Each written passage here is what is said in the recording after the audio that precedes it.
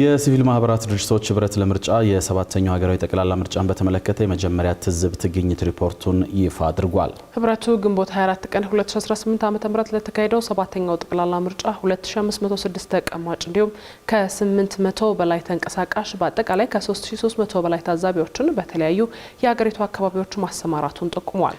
የህብረቱን የትዝብት መግለጫ የተመለከተችው ሪፖርተራችን ሀና አብደት ያዘጋጀችው ዝርዝር ዘገባ አለ። ወደዛ እንወስዳችኋለን። የኢትዮጵያ የሲቪክ ማህበራት ድርጅቶች ህብረት ለምርጫ በስሩ ካሉ ከ101 ድርጅቶች የተመለመሉ ታዛቢዎችን ለሰባተኛው ጠቅላላ ምርጫ ማሰማራቱን በትናንትናው ዕለት የሰባተኛው ሀገራዊ ጠቅላላ ምርጫን በተመለከተ የመጀመሪያ የትዝብት ሪፖርቱን ባቀረበበት ወቅት አስታውሷል። ከነዚህ ድርጅቶች የተውጣጡ በአጠቃላይ ከ3000 በላይ ታዛቢዎች ከተወሰኑ የምርጫ ክልሎች በስተቀር በምርጫው ቀን መሰማራታቸውን ጠቅሷል። ታዛቢዎቹ የኢትዮጵያ ብሔራዊ ምርጫ ቦርድ ካቋቋማቸው ከ51000 በላይ ምርጫ ጣቢያዎች ውስጥ ከ7700 በላይ ያህሉን ወይም 15 በመቶውን መመልከት እንደቻሉም ነው በመግለጫው የጠቆመው። ታዛቢዎቹ የሄዱባቸውን ቦታዎች መሰረት በማድረግም የምርጫ ጣቢያዎች ውስጥ የደረሰ ጥቃትና ማስፈራሪያ መከሰቱንና አለመከሰቱን መታዘቡን የጠቆመው ህብረቱ ጥቃቱ ምን አይነት እንደሆነ ባይገልጽም በ26 የምርጫ ጣቢያዎች ላይ ተፈጽሞ እንደነበርም አንስቷል። የታዘበባቸው ጣቢያዎች ውስጥ በ2503 የድምጽ መስጫ ጣቢያዎች በምርጫ አስፈጻሚዎች፣ በታዛቢዎች ወይም በፖለቲካ ፓርቲዎች ወኪሎች ላይ ጥቃት፣ ማስፈራሪያ ወይም ትንኮሳ አለመከሰቱን እና በ26 ጣቢያዎች ውስጥ ወይም አካባቢ ጥቃት፣ ሁከት፣ ማስፈራሪያ ወይም ትንኮሳ መከሰቱንም ታዝበናል።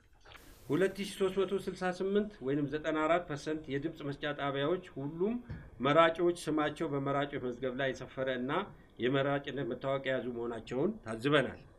በተቃራኒው 130 ወይም 5% የድምጽ መስጫ ጣቢያዎች ከ1 እስከ 10 ሰዎች ስማቸው በመራጮች መዝገብ ላይ ሳይገኝ እና የመራጭነት ካርድ ሳይዙ እንዲመርጡ መፈቀዱ መታዘብ ተችሏል። በ8 የድምጽ መስጫ ጣቢያዎች ደግሞ ከ10 በላይ ሰዎች ስማቸው በመራጮች መዝገብ ላይ ሳይገኝ እና የመራጭነት ካርድ ሳይዙ እንዲመርጡ መፈቀዱንም ታዝበናል። በእለቱ የነበረውን የድምጽ መስጠት ሂደት መታዘቡን የገለጸው ህብረቱ የድምጽ መስጠት ሂደት የተቋረጠባቸው የምርጫ ጣቢያዎች እንደነበሩም ጠቁሟል። ህብረቱ ከታዘበባቸው የድምጽ መስጫ ጣቢያዎች መካከል 2466 የድምጽ መስጫ ጣቢያዎች የድምጽ መስጠት ሂደት በማንኛውም ሰዓት አለመቋረጡን ታዝበናል። በተቃራኒው በ40 ወይም 2% ጣቢያዎች የድምጽ መስጠት ሂደት መቋረጡንም ታዝበናል።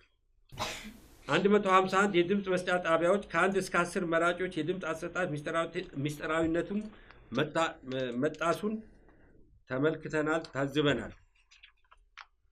በ18 ጣቢያዎች ደግሞ ከ10 በላይ መራጮች የድምጽ አሰጣጥ ሚስጥራዊነት መጣሱን ታዝበናል። ይህም መራጮችን ተከትሎ ወደ ሚስጥራዊ የድምጽ መስጫ ክፍል መግባት ወይም ምልክት የተደረገበትን ወረቀት ለማየት መጠየቅን የመሳሰሉ ሁኔታዎችን ያካትታል። ሌላው በህጉ መሰረት የምርጫ ጣቢያ ከምሽቱ 12 ሰዓት መዘጋት የሚኖርበት ቢሆንም መራጮች በመኖራቸው ምክንያት ምርጫ ቦርድ ሰዓቱን ማራዘሙን ያስታወሰው ህብረቱ ከታዘባቸው ምርጫ ጣቢያዎች ውስጥ 10 በመቶ የሚሆኑት ከምሽቱ 3 ሰዓት በኋላ መዘጋታቸውን ተናግሯል። ህብረቱ ከታዘበባቸው የድምጽ መስጫ ጣቢያዎች መካከል 780 ወይም 31% የድምጽ መስጫ ጣቢያዎች በመዝጊያው ሰዓት በሰልፍ ላይ ሰው እንዳልነበረ ታዝበናል። በ1715 የድምጽ መስጫ ጣቢያዎች በሰልፍ ላይ የነበሩ ሰዎች ሁሉም ድምጽ መስጠት መቻላቸው ታዝበናል። በ9 የድምጽ መስጫ ጣቢያዎች ግን በሰልፍ ላይ ከነበሩ ሰዎች ጥቂቶቹ ድምጽ መስጠት እንዳልተፈቀደላቸው ታዝበናል። በተጨማሪም 2 የድምጽ መስጫ ጣቢያዎች በሰልፍ ላይ የነበሩ ሰዎች ሁሉም ድምጽ መስጠት እንዳልተፈቀደላቸውም መታዘብ ተችሏል። ህብረቱ ከታዘበባቸው የድምጽ መስጫ ጣቢያዎች መካከል 313 የድምጽ መስጫ ጣቢያዎች ከ12 ሰዓት በፊት መዘጋታቸውን ታዝበናል። 1848 ወይም 74% የድምጽ መስጫ ጣቢያዎች ከ12 ሰዓት እስከ 1 ሰዓት፣ 104 ወይም 4% ጣቢያዎች ከ1 ሰዓት እስከ 3 ሰዓት እንዲሁም 241 ወይም 10% የድምጽ መስጫ ጣቢያዎች ከ3 ሰዓት በኋላ መዘጋታቸውን መታዘብ ችለናል። በድምጽ ቆጠራ ወቅት ጣልቃ ገብነት ወይም ማስፈራራትን በተመለከተ መታዘቡን የጠቁመው ህብረቱ ቆጠራ የተቋረጠባቸው የምርጫ ጣቢያዎች እንደነበሩም ገልጿል። ህብረቱ ከታዘበባቸው የድምጽ መስጫ ጣቢያዎች መካከል 2447 ጣቢያዎች የድምጽ ቆጠራው በድምጽ መስጫ ቀን በምርጫው ጣቢያው መካሄዱን ታዝበናል። በተቃራኒው በ59 ጣቢያዎች የድምጽ ቆጠራው በድምጽ መስጫ ቀን በጣቢያው እንዳልተካሄደም መታዘብ ተችሏል። በተጨማሪም 59 ጣቢያዎች ቆጠራው ድምፅ በተሰጠበት ጣቢያ እንዳልተከናወነም ታዝበናል።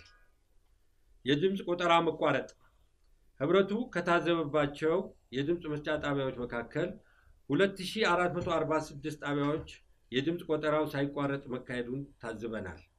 በተቃራኒው 34 የድምፅ መስጫ ጣቢያዎች የድምፅ ቆጠራው ሂደቱ መቋረጡንም ታዝበናል። በ26 ጣቢያዎች ደግሞ ቆጠራው በጣቢያውም አልተከናወነም፣ በየጣቢያዎቹ አልተከናወነም። ህብረቱ ከታዘበባቸው የድምፅ መስጫ ጣቢያዎች መካከል 2468 የድምፅ መስጫ ጣቢያዎች በድምፅ ቆጠራ ወቅት ጣልቃ ገብነት ወይም ማስፈራሪያ አለመኖሩን ታዝበናል። በተቃራኒው በ12 ጣቢያዎች በድምፅ ቆጠራ ወቅት ጣልቃ ገብነት ወይም ማስፈራሪያ መኖሩን መታዘብ ተችሏል።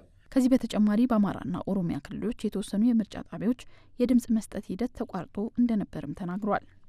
በአማራና ኦሮሚያ ክልሎች ህብረቱ ከታዘበባቸው ጣቢያዎች ማለት ነው። በአማራና ኦሮሚያ ክልሎች በ19 ጣቢያዎች ላይ የጸጥታ መደፍረስ ምክንያት የድምፅ መስጠት ሂደቱ ተቋርጦ የነበረ ሲሆን ከሁኔታዎች በኋላ የድምፅ መስጠቱ ሂደት በድጋሚ መቀጠሉንም አረጋግጠናል።